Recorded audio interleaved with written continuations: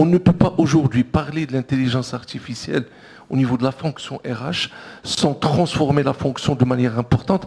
Parce que bon, rappelons un peu l'évolution de la fonction, hein. Pas plus tard que, moi je pense, en 2014-2015, une bonne partie des entreprises marocaines avaient le chef du personnel. On avait cette appellation chef de personnel parce que on faisait que la paix à l'administration RH. Hein. Ouais. On était ce qu'on appelait à l'époque un service provider. Hein.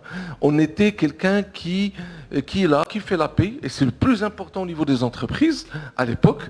Et par la suite, effectivement, on était un service provider, on donne des attestations, des documents, etc.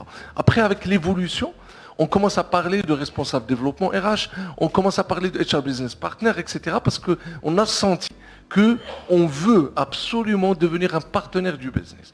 Et ça, c'est l'évolution très simple et très rapide de la fonction qui a imposé d'abord une transformation des outils, qui a parlé de système d'information RH avant 2014, avant 2012, etc. On faisait tout sur Excel. Maintenant, on parle de plateforme RH qui nous permet de gagner beaucoup de temps et d'utiliser effectivement des techniques pour avoir des KPIs, des indicateurs de performance, etc. Donc aujourd'hui, pour parler de l'IA, il faut avoir des prérequis à l'IA.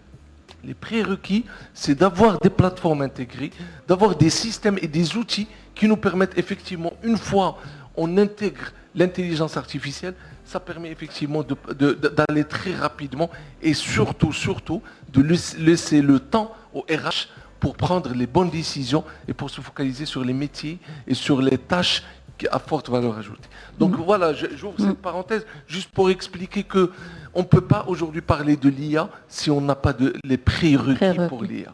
Et ça, c'est important.